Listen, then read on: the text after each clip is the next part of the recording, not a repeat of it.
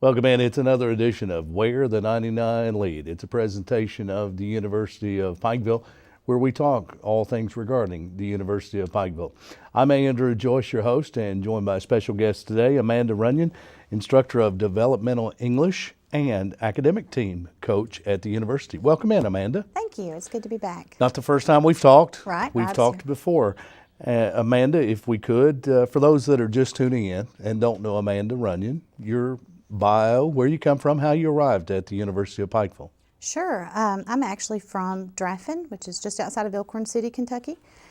I've been on the campus at Pikeville since 2003, first as a student. When I graduated, I took a job working in admissions. I worked there for a while, worked in the registrar's office, and now I teach full-time. So I've been there for quite a while. I've done several different jobs, and I left for a little while and came back home because that's just where home is. So. Absolutely. You've seen a lot of changes over the years in your time Absolutely. back at the university. Absolutely. Things have changed a lot and always for the better, where I'm having so much fun every year just seeing what the new things that have come along. What have been the best changes you've seen since your time back? I think just the growth. I think we're at a great point where the thing that I always loved about Pikeville was that we knew all the students, all the professors knew me, the administration knew me when I was a student. Sure. And I think we've been able to find this wonderful balance where we're still able to keep that personal touch, but have more students too. So I think the growth has been great. Instructor of developmental English at the University of Pikeville. Typically, what age students are you dealing with? Oh, these are first-time freshmen who are coming in. I teach English 099, and that's their first composition course. It'll get them ready for English 111. Sure. I also teach a freshman studies course for that same group of students who are getting ready to go into the college level. So, Students the same? yes. They don't change, do they? They don't. They don't. Facilities may change, the number of students on campus may change, but as I've seen over the years, typically your 17, 18, 19-year-old, they're basically the same that we encounter. Also, the academic team coach at the University of Pikeville, and we want to talk about that today. Of course, the academic teams we hear about from, I guess, the elementary level now through middle school, high school, and yes, there are academic teams on the university level, and we want to talk about that. You just finished your season with an exciting competition at the University of Louisville. Let's talk about that.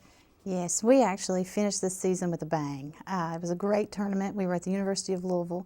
There were about 10 teams in the competition. We played against the University of Louisville and Eastern Kentucky University and the University of Cumberland, just from all over Kentucky, Sure. and also a couple of teams from close by in Ohio, Ohio University Miami. They were present. And it was a wonderful day.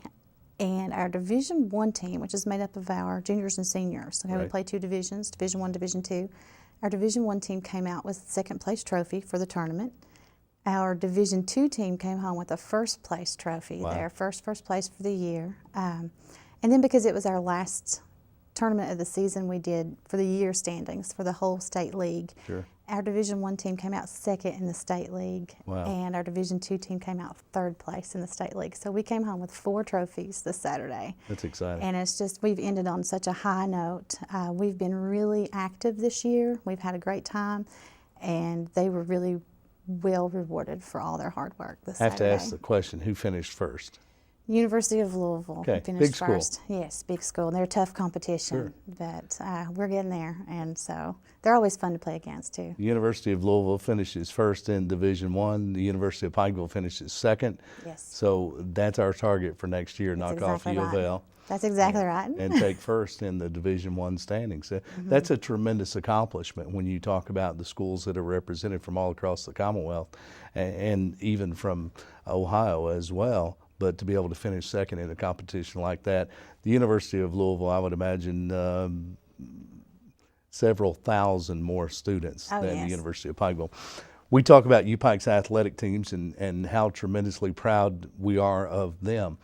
They get a lot of the public spotlight. Right. That's what I do on an almost daily basis from July through March is follow UPike's athletic teams and how they prepare for competition. They practice, they work, and recruit. Let's talk about the academic team in that same context, because you don't get a lot of the spotlight. This is the academic team's time to shine. How do you recruit students for the U-Pike academic team? Well, our team is very active in events that are going on with the elementaries and the high school students, and that's basically how we recruit. This year alone, we've hosted 3 tournaments on our campus. We hosted a tournament for our college league, which is the Kentucky Collegiate Quick Recall League. Right. So we had all those schools, all those colleges from Kentucky in our campus. We have some community colleges that participate on the league, and so we've actually recruited a couple of their graduating seniors to come up here for next year. We also hosted with the Unite Pike the Too Smart for Drugs academic team tournament for our local high schoolers. So we brought in a couple hundred high school students on our campus, and then most recently we hosted the Cedar Coal Bowl for middle school students. Yes. So we had another 100 middle schoolers on campus. Sure. We've gone out to different schools locally to practice with them. Our team will go out to practice, or we'll invite them on campus. So really we recruit by just getting involved with our local high schools and letting them know, because like you said a few minutes ago, there is an opportunity for academic team on the university level, and a lot of people, they don't know that. Sure. So just getting out there, getting them on campus and letting them see that they can continue this.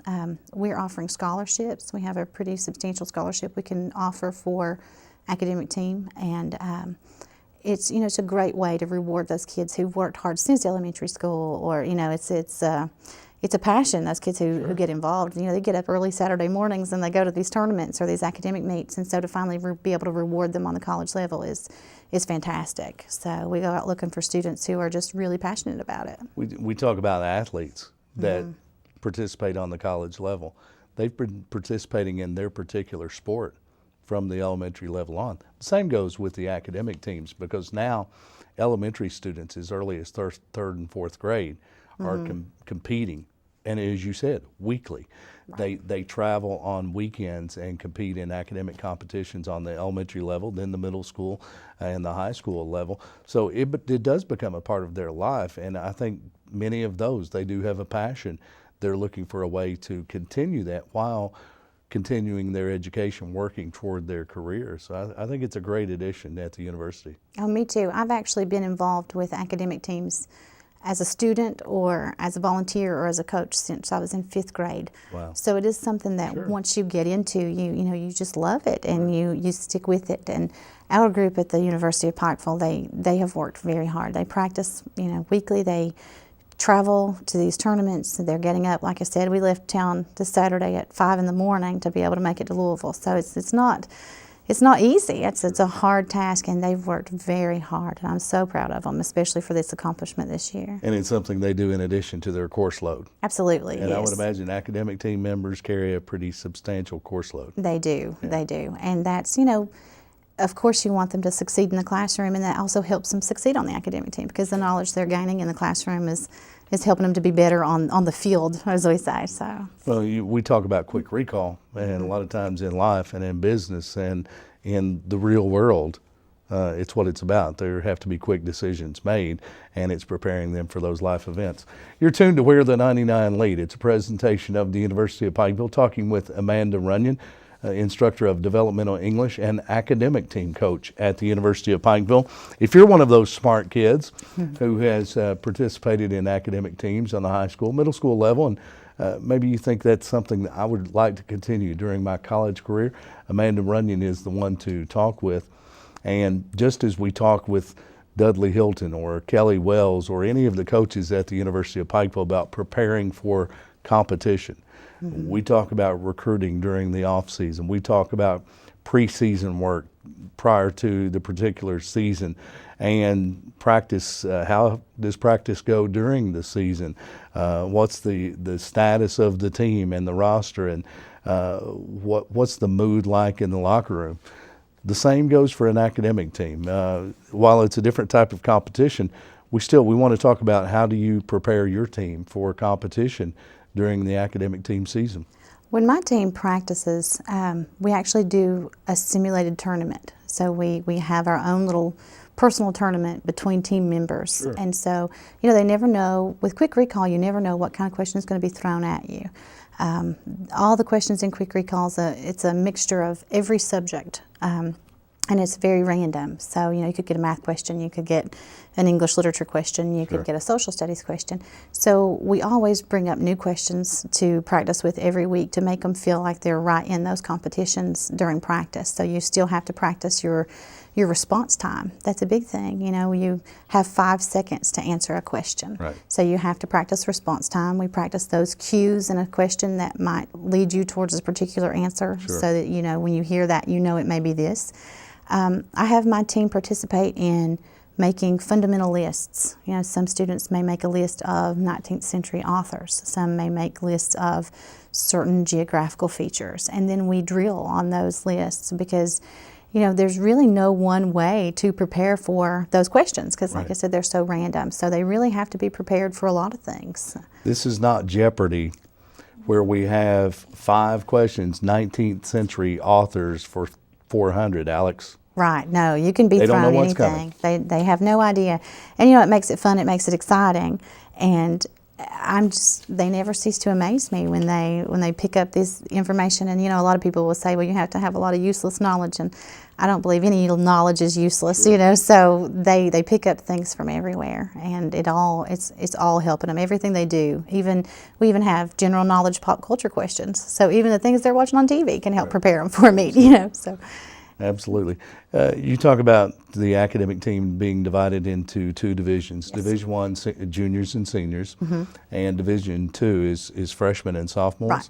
So students who participated maybe in the high school Governor's Cup competition last year would participate this year in Division 2 at the University of Pikeville.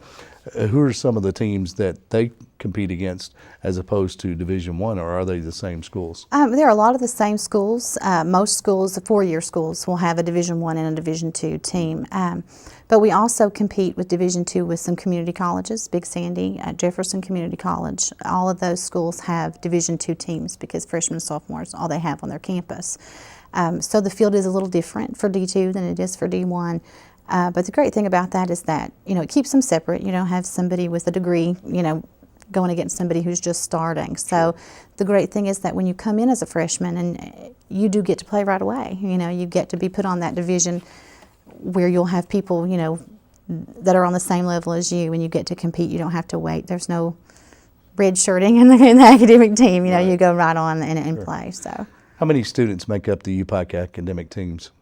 Right now, I have a pretty large roster. Right now, I have about 16 students on Wow. my team, and you can only play 4 at a time. Right. So I only have one graduating this year. Stephen Loader is graduating. He's my only graduating senior. But kids move up. Some of Sure. my D2 will move up to D1. But I know of at least 4 new students we're getting, 2 transfer and 2 new. So we've talked about the possibility of playing 2 Division 1 teams and 2 Division 2 teams in each tournament. So we hope to get enough people to do that. That'd be wonderful. Wow. And that still makes it tough with 16 team members now, and only 4 compete at a time. How do you determine who plays in a particular match? What we do is during practice, we keep stats. We give everybody an equal opportunity to play in that simulated tournament, and we keep stats. And the people who, of course, sometimes students can't go to a particular tournament Sure. or something, so we kind of go tournament by tournament, and who has the stats and who's been, at every practice. It's a lot about dedication. So we have to, when we first started, we barely had this 4 years ago, barely had enough students to play one tournament, and now we're having to keep stats to determine who plays. So it's a lot of growth in the last few years. You said that the University of Pikeville had hosted a match this year. Outside of that match, how many weeks does the academic team travel? We usually have 6 to 7 tournaments a year. So they're usually once a month that we'll travel. And then that's just for our college league. If we do these extras like the Cold Bowl or the Too Smart for Drugs, or we do the extra practice, then Sure. sometimes you can travel a couple times a month. Talking to Amanda Runyon, instructor of developmental English and academic team coach at the University of Pikeville.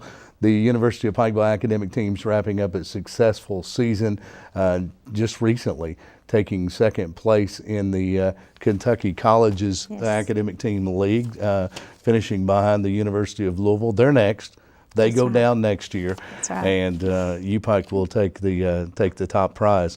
Last spring, you and your students were part of a global initiative. We talked about World Book Night. That's right. It was an exciting time. You celebrate that again this year. What is World Book Night, and how did the University of Pikeville celebrate this event? World Book Night is an organization that's sponsored, it's a national organization sponsored by booksellers, authors, and libraries around the United States. For World Book Night, people around the U.S. will apply to be what are called book givers for the organization. And the organization will choose thousands of book givers around the U.S. and they will then give the book givers free copies of a specific novel that the book giver chooses. And so the idea is on April 23rd, which is National World Book Night, Yes. all of those thousands of givers will go out into their community and give those books away. The motto of World Book Night is spreading the love of reading person to person. And so, you know, thousands of people are going out and giving away books. I've been a book giver for 2 years now. It started in the U.S. last year. I was a book giver, and this year I am again. And so for 2 years now, last year our students wanted to throw a little extra in there. So we hosted what's called the World Book Night Celebration of Reading, where we had a group gather in the city park and we held our own little celebration to go along with the book giving. So we're doing that again this year, but our event has grown tremendously this year. So we'll be out April 23rd giving away books and then hosting a celebration of reading. Last year's book, you gave away copies of The Book Thief. Yes. And tell me how that was received. Well, you know, I actually have been contacted by several students who received copies of The Book Thief last year. And, you know, they've told me about their reaction to the book, you know, how they like it and who they gave it to. Because the idea is, you know, if you read this book and you like it, give it to somebody else. Sure. So I've had a huge response from that. And I actually had a couple of my colleagues pick up a copy and they, you know, became so engrossed in the book, they'd call me up and, you know, and tell me what part they were on or, you know, how they felt about it. So I felt like giving away The Book Thief was a great choice for last year because it was a very important book to me. And so this year I'm giving away Ray Bradbury's Fahrenheit 451, which is another book that's been really important to me in my life. So I'm hoping to get the same response this year. Let's have a 90-second book review of Fahrenheit 451. Fahrenheit 451 is a book that's set in a dystopian society where reading is illegal and firefighters are actually out to burn houses of people who have books in them because, you know, there's forced conformity and a fast-paced technological world, and critical thinking or free thinking is not allowed. Right. So this book is about a firefighter named Guy Montag who he never really questioned his world until all of a sudden this young girl comes into the picture and she tells him about a time when things were different, and so he begins to question. So it's about his discovery of books in that way. Very interesting. And she did it in under that 90 seconds. We're the 99 Lead. We talk about all things regarding the University of Pikeville. It's brought to you by the University of Pikeville. And, of course, we talk about the historic 99 steps that lead to the university campus. But most importantly, they lead from campus back into the world. I think World Book Night, one of those events. It takes place April 23rd. Yes. And where does it take place this year? We're going to be in the Pikeville City Park at 5 o'clock. I'm actually going to be giving away books in the park from about 3:30 until 5, but the actual event, the celebration of reading, will be at 5 o'clock. This year, like I said, we've grown. We have a lot of exciting things planned. We're going to host a book spine poetry contest because April is also National Poetry Month. Yes. So book spine poetry is just a really fun way of getting creative. You have your books with their titles on the spines, and the idea of book spine poetry is that you stack up some books and create a poem out of their titles. Uh-huh. So we're going to actually be hauling a bunch of books down to the park and hosting a contest where people can come in and make their own book spine poetry. We're going to have events for children who attend. We're going to have storytelling and some reading-related games and activities for them. There will be snacks. There will be a poster-making session. And then, like last year, we'll gather in the gazebo and read from our favorite books. So we're really hoping to get a great turnout. We want to invite everybody in the community, on campus, everywhere. We've had such a huge show of support from our students, our administration, from people in the community, even national organizations who are donating prizes for the Book Spine Poetry Contest and for door prizes. So it's going to be a big night. And there's a group of honors students at the university that will be helping with the event this year. Let's talk about that. Yes, our Sigma Tau Delta group, that's the International English Honor Society. They will be there volunteering with every activity. They're hosting basically. So they'll be involved in every aspect. There'll be a reading, but they'll also be working with the children with the activities we have planned, or showing people how to make book spine poetry. They'll just be right in there helping out. We're also, the Sigma Tau Delta group is hosting a book drive right now on campus for the Better World Book Organization. And this is an organization that really partners with a lot of charity organizations throughout the world. Mm-hmm. Every time you buy a book from the Better World Book Organization, they donate a book to a charity organization. Right. So the book drive we're hosting right now, for every book we donate, one will be donated by Better World Books to the Books for Africa program. So right now, we've been running this book drive for about 2 weeks, or about maybe 3 weeks, and we've collected 248 books. Wow. So we're also, the Sigma Tau Delta kids will be bringing down one of those book bins to the park on April 23rd. And so we encourage anybody who maybe has some time to clean out their office or their closets or their bookshelves, if you have books to donate, bring them on over there that night and they'll go to a really good cause. World Book Night is part of a larger goal you have, and that's to create a literary community. Their mission, spreading the love of reading person to person. Yes. And it sounds like that night, the book bin is a chance for everyone, anyone, to become involved with that by bringing some of their books, some of maybe their favorites to pass along, or maybe some that are just in their bookcase that maybe weren't such favorites, but a chance to pass it along. It could be somebody's favorite. That's and right. We would encourage people to bring those. How many books could you take? I can take as many as they'll bring. If the book bin gets too full, I'll load them in my car. We will take as many as anybody wants to bring. And if you can't be at World Book Night and you still want to donate, just get in contact with me and we'll work something out, because we're really hoping to ship a lot of books over to the Books for Africa program. And so, we'll take donations as many as they can bring. Reading can certainly change the world, and spreading the love of reading person to person, the goal. And World Book Night just to start. It's coming up April 23rd. We'll have details coming up for you. Amanda Runyon, instructor of developmental English, academic team coach at the University of Pikeville. What was the book that you absolutely loved? You have to narrow it down to one, or a book that may have changed your life in some way. That may be the hardest question I've ever been asked, because there have been so many. Sure. I feel like every book I've ever read has enriched my life in some way.